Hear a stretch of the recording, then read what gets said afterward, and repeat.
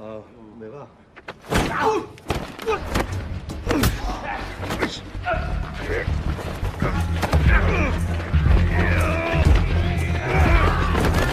아유 들어오시면 안 돼요. 예?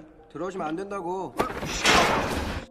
Assalamualaikum warahmatullahi wabarakatuh. Kembali lagi dengan gua Asan. Kali ini gua akan merekap alur cerita film berjudul The Soulmate yang kembali diperankan oleh Ma Dong-seok, pria bulat kekar dengan karakternya yang khas dan jago kalau urusan baku hantam. Dan juga menceritakan tentang arwah gentayangan yang meminta bantuannya untuk membantai para gangster. Oke, jangan lupa siapkan dulu sebat kopainya cuy. Kita gas. Film ini diawali dengan seorang polisi bernama Tae-jin yang sedang mengejar copet bersama partnernya yang bernama Jong-sik. Hingga akhirnya mereka pun berhasil menangkap pencuri itu.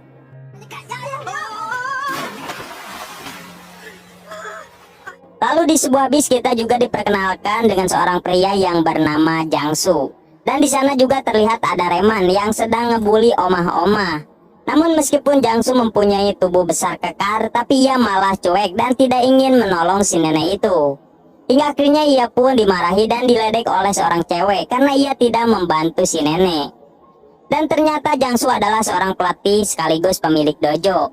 Namun dojonya terlihat sangat sepi karena ia hanya mempunyai 3 murid saja. Dan ditemani dengan asistennya yang bernama Bonggu. Tetapi hal itu tidak mematahkan semangatnya untuk merawat putri tercintanya yang bernama Do-kyung. Lalu tiba-tiba seseorang menelponnya dan langsung membuat Jang-soo bahagia, yang ternyata itu adalah dari seorang dokter yang mengabarkan bahwa mereka telah mendapatkan seorang pendonor jantung untuk Dong-kyung, yang dimana ia mempunyai penyakit itu. Jang-soo yang mendengar hal itu pun langsung menyuruh dokter untuk melakukan pendonoran itu secepatnya. Bahkan ia juga rela untuk menjual dojonya demi keselamatan anaknya. Lalu di sisi lain ternyata Tae-jin juga mempunyai seorang kekasih pedagang ikan di pasar yang bernama Hyun-jin. Namun Hyun-jin terlihat sangat marah karena Tae-jin tidak mementingkan keselamatan dirinya dan tetap bekerja meski di hari libur. Lalu Tae-jin mengajaknya untuk makan malam. Tetapi Hyun-jin menolaknya karena dagangannya yang belum habis terjual. Tae-jin pun mendengar hal itu langsung membuat sebuah rencana supaya dagangannya itu cepat habis, yaitu dengan cara membayar ibu-ibu untuk membeli dagangannya Hyun-jin. Hingga akhirnya dagangan itu pun habis dan ia bisa makan bersama. Ketika di kantor, Tae-jin terlihat hanya ia sendiri yang bersemangat dan berbeda dengan Jong-sik yang terlihat mengantuk. Di sana ia juga mempunyai seorang atasan yang bernama Inspektur Yang. Namun tiba-tiba seorang pria datang dan melapor bahwa anaknya yang bernama Bok-gil telah hilang. Di sana ia terlihat memarahi Tae-jin karena ia sudah 2 kali melapor tapi anaknya belum ditemukan juga. Malam harinya Tae-jin pun langsung mencari si Bok-gil yang hilang itu.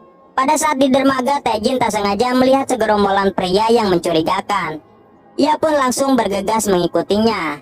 Ketika di terowongan, Tae-jin melihat mobil itu sedang terparkir di sana dan ternyata mobil itu miliknya Jang-soo. Tae-jin pun langsung menginterogasinya.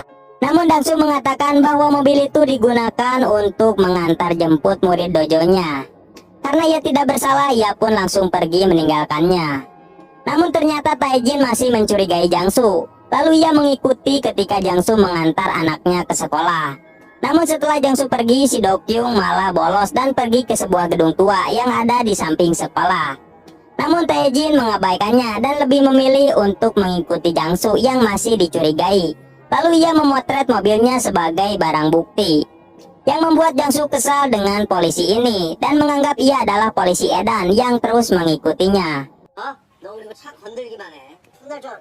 Pada saat di Alpha, Tae-jin tidak sengaja melihat orang yang kemarin di dermaga itu ada di sebuah bar. Ketika malam harinya ia langsung menyelidiki tempat itu dan ternyata ia juga melihat Jang-soo ada di sana dan ia pun langsung mengikutinya. Tapi di perjalanan ia melihat seorang cewek yang sedang digusur dan cewek itu terlihat membuang HP-nya ke semak-semak sebelum ia dibawa pergi pria itu. Sehingga Tae-jin pun langsung mengambil HP itu. Lalu ia memutuskan untuk masuk ke dalam untuk mengikutinya. Di sana ia melihat cewek tadi disiksa karena telah merekam mereka dan membuang HP-nya. Keesokan harinya Tae-jin pun langsung melihat rekaman video itu bersama Jong-sik. Dan ternyata di video itu adalah sebuah kegiatan perdagangan wanita dan prostitusi ilegal. Lalu ia meminta saran kepada Jung-sik untuk melakukan tindakan selanjutnya. Namun Jung-sik akan mendiskusikan terlebih dahulu dengan Inspektur Yang. Malam harinya Jung-sik menelpon Tae-jin dan mengajaknya untuk bertemu di suatu tempat. Sedangkan Jang-soo yang baru membeli mainan untuk anaknya terkejut setelah melihat mobilnya yang sudah tidak ada dan hanya ada surat pemberitahuan bahwa mobilnya sudah diderek dan disita. Seketika itu ia juga melihat Tae-jin melewatinya dan ia langsung mencurigainya dan menganggap bahwa Tae-jin lah yang melakukannya. Tanpa banyak bacot ia pun langsung mengejarnya. Sedangkan Tae-jin yang sudah sampai ke tempat janjiannya dengan Jung-sik, tiba-tiba muncul dua orang langsung menyerangnya.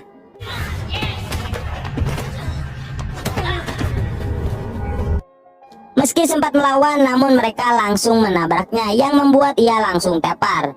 Dan Jang-soo yang baru sampai melihat Tae-jin yang sudah tergeletak. Dan tiba-tiba ia juga ditakol dari belakang, lalu ia pun pingsan. Dan keluarlah Jung-sik yang melihat Tae-jin sudah tergeletak. Yang ternyata selama ini ia sudah bekerja sama dengan para gangster itu untuk bisnis haram mereka. Namun di sini Jung-sik terlihat bersedih karena ternyata Tae-jin yang terluka parah dan ia pun menyesalinya. Karena dalam rencana mereka tidak akan terlalu berlebihan. Ia pun marah dan langsung memanggil polisi untuk datang ke sana. Dan tentu saja mereka langsung kabur. Pada saat ambulan datang, tiba-tiba Tae-jin terbangun.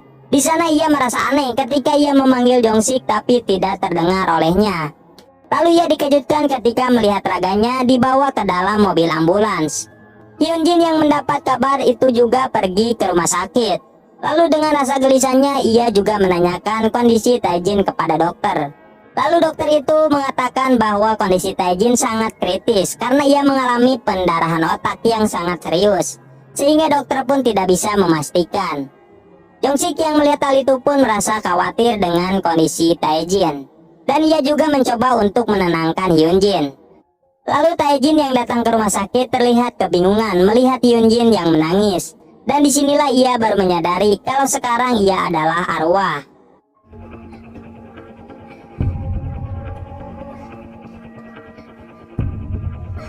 Keesokan harinya Jang-soo tersadar dan melihat di sana sudah ada Do-kyung dan asistennya.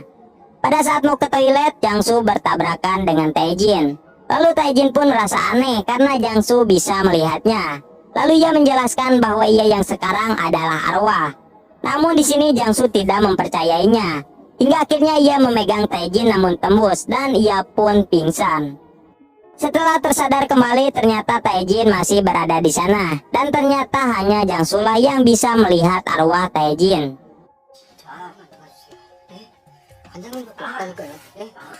Malam harinya Jung-sik datang menemui Hyunjin dan menanyakan apakah Tae-jin menitipkan sebuah memori. Tetapi ia tidak mengetahui tentang memori itu. Setelah Hyunjin keluar, ia ditelepon oleh seorang pria yang bernama Sajang untuk datang menemuinya di bar. Yang dimana Sajang ini adalah orang yang dicurigai oleh Tae-jin. Arwah Tae-jin yang mendengar hal itu pun langsung mengikutinya. Dan ternyata Jung-sik juga membawa sebuah pistol dan ingin balas dendam. Setelah sampai di sana terlihat si Sajang sedang menyiksa cewek yang pernah membuang HP itu. Di sini Tae-jin jadi mengetahui bahwa ternyata Jung-sik telah bergabung dengan mereka. Di sana ia terlihat marah karena si Sajang telah membuat si Tae-jin harus dirawat di rumah sakit. Ia pun juga menodongkan pistolnya. Lalu pistol itu diambil oleh seseorang yang ternyata dalang dari semua itu adalah Inspektur Yang. Tae-jin yang mengetahui itu pun langsung marah, namun pukulannya sia-sia karena tembus. Lalu Pak Yang menyuruh Sajang untuk mengeksekusi semua orang yang telah jadi saksi mata. Dan mereka langsung memburu Sang-ju. Tae-jin yang mengetahui itu langsung memberitahu Sang-ju. Namun ia tidak mempercayainya. Ketika di ruangan terapi ternyata benar ia diserang oleh 3 anak buahnya si Sajang. Namun karena pelatih dojo ia pun langsung melawan mereka.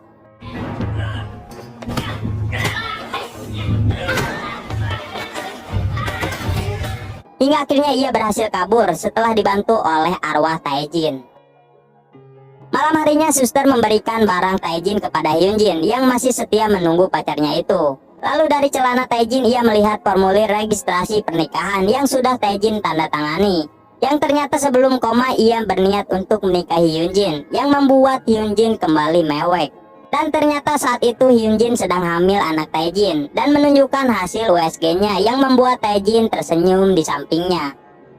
Lalu Hyunjin mengambil dompetnya dan melihat sebuah foto yang membuat ia kembali teringat saat pertama bertemu dengan Taejin. Yang dimana saat itu Hyunjin sedang mengamuk di rumah orang karena depresi setelah ayahnya meninggal. Dan ternyata itu adalah bekas rumahnya yang sudah dijual. Dan kebetulan saat itu Taejin berada di sana lalu mengamankan Hyunjin. Dan saat itu Taejin berjanji akan merawat dan melindungi Hyunjin. Keesokan harinya Jangsu ditelepon oleh Banggu yang mengabarkan bahwa anaknya telah hilang. Mendengar hal itu pun ia langsung bergegas pulang mencari anaknya. Di sisi lain Hyunjin telah menemukan memori itu di bajunya Taejin dan ia pun memutuskan untuk memberikannya kepada Jongsik. Taejin yang mendengar itu mulai panik dan ia meminta bantuan lagi kepada Jangsu karena ia merasa Hyunjin dalam bahaya. Namun alhasil Jangsu mengabaikannya karena ia juga sedang mempunyai masalah tentang hilangnya Dongkyung. Tiba-tiba Taejin teringat bahwa ia pernah melihat Dongkyung pergi ke sebuah gedung tua kosong. Taejin pun langsung memberitahukan keberadaannya kepada Jangsu dan ternyata benar ia ada di sana sudah dalam kondisi pingsan. Di sini Taejin jadi mengetahui bahwa selama ini Dongkyung mempunyai penyakit turunan dari ibunya dan semakin parah setelah kecelakaan 4 tahun lalu. Dan ternyata dulu Jangsu sangat peduli kepada orang lain. Namun ketika berkendara bersama anak dan istrinya, ia menolong orang yang mengalami kecelakaan. Tapi sayangnya sebuah mobil truk menabrak mobilnya dan membuat istrinya meninggal. Namun untungnya anaknya itu masih bisa selamat. Dari sinilah Jangsu menjadi cuek dengan orang di sekitar karena ia beranggapan untuk apa bisa menolong orang jika keluarganya saja tidak bisa ia lindungi. Setelah itu Taejin melihat Hyunjin sedang memberikan sebuah memorinya kepada Jongsik. Taejin yang melihat hal itu mencoba untuk memukul Jongsik, namun karena hal itu tiba-tiba pihak rumah sakit menelpon Hyunjin bahwa kondisi Taejin semakin buruk. Hyunjin pun jadi galau lagi dan teringat kenangan indah saat bersamanya. Tapi ketika di jalan tiba-tiba Hyunjin diculik. Taejin langsung bergegas untuk meminta bantuan kepada Jangsu lagi. Namun ternyata Jangsu juga sedang mempunyai masalah yang dimana pihak pendonor anaknya tidak jadi dan menunggu pihak donor lainnya. Taejin yang mendengar itu langsung bersedih dan mengatakan kalau hidupnya tidak akan lama lagi. Lalu Taejin berlutut dan memohon. Karena tidak ada jawaban, Taejin pun langsung pergi. Namun tiba-tiba Jangsu menyusulnya dan mengatakan bahwa ia akan membantunya. Lalu Taejin memberitahukan lokasi penyekapan Hyunjin. Dan Jangsu membawa si Bonggu untuk membantunya. Ketika sampai tanpa banyak bacot, Jangsu langsung menghajar mereka.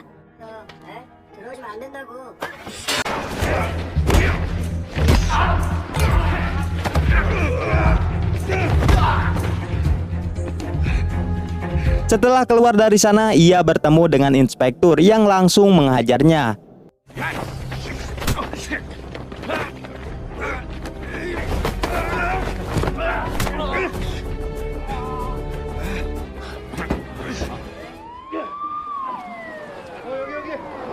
Dan setelah polisi datang pun mereka Malah menangkap Jangsu, bukannya para gangster itu. Tapi untungnya datang Polres Pusat yang mengetahui semua tentang kejahatan inspektur. Dari Junsik yang membocorkan itu untuk menebus sedikit dosanya terhadap Taejin. Mengetahui hal itu, inspektur langsung berontak dan menodongkan pistolnya. Lalu Taejin mengarahkan semua tenaganya untuk menggerakkan sebuah tuas. Hingga akhirnya ia berhasil dan si inspektur tertimbun es. Begitu juga dengan Jangsu yang langsung meng-smackdownnya. Hingga akhirnya si inspektur ditangkap dan Jangsu berhasil menyelamatkan Hyunjin. Setelah itu ia meminta bantuan lagi untuk terakhir kalinya kepada Jangsu, yang dimana ia ingin Jangsu menunjukkan hadiahnya, yaitu rumah orang tuanya Hyunjin yang sudah dijual. Kini sudah Taejin beli untuk dijadikan tempat tinggal mereka berdua. Lalu Jangsu mengatakan bahwa Taejin selalu ada di dekatnya. Hyunjin pun langsung memejamkan matanya. Setelah itu Taejin juga mengatakan kalau Hyunjin harus menjaga diri baik-baik. Dan ia juga meminta izin bahwa ia akan mendonorkan jantungnya kepada anaknya si Jangsu. Keesokan harinya setelah mendapatkan jantung dari Taejin, para dokter bersiap untuk operasi. Ketika dokter itu berpapasan dengan Jangsu, ia mengingat tentang Jangsu yang pernah menolongnya ketika kecelakaan. Dan dokter itu juga mengatakan bahwa ia selama ini selalu mencarinya. Dan ia pun merasa bahagia karena bisa bertemu dengan Jangsu. Dan Pak Dokter juga berjanji bahwa ia akan menyelamatkan putrinya.